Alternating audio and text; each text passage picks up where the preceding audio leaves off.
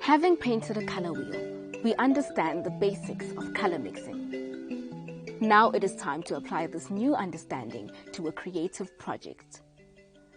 Let's start with a still life.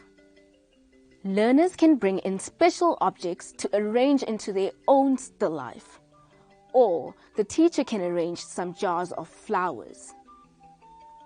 Ensure that the jars are clean and clear. Fill them 3/4 with water. Arrange some flowers, leaves, and branches. Group learners 5 to 8 to a table around one still life. When working with paint, it is always important to prepare the space properly. Ensure there is enough newspapers to cover all the surfaces, and that there are clean jars of water for washing brushes and enough pallets for mixing paint. 2 per person is good. Start with a light pencil sketch. Don't get too detailed. Just ensure that you get down the placement of the elements in the still life. Notice the proportions. What is in front, what is behind. Only draw what you can see. It can be helpful to pay attention to the angles in the still life. Holding up a pencil at the same angle as the element in the still life in front of you can help you focus your attention to specific angles and how the elements relate to one another. This activity is about observation. Your eyes should be more on the still life than on your paper. Once the still life is sketched, it's time to paint. In addition to the 3 primary colors which you use to paint your color wheel, now you have the addition of black and white. Begin by mixing a color palette. Look closely at the colors in your still life and try to mix these exact colors.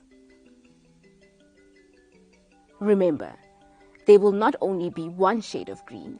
Even in one leaf, there may be a number of different shades depending on where the light and the shadow falls. See how you can use the paintbrush in different ways to create the textures in your still life. Using a range of different size brushes is a good idea. For tiny details, a small brush is good, but for large areas and color washes, a large brush may be appropriate. For the glass jar, it helps to begin with a light wash. Lot of water on the brush. Build up slowly with layers. Remember to keep looking at your still life and referring to what is actually in front of you and not what you think is there. Look at the spaces between the elements of the still life as much as the elements themselves. Pay particular attention to the shadows and highlights. Once you have completed your painting, put it up on the wall and reflect.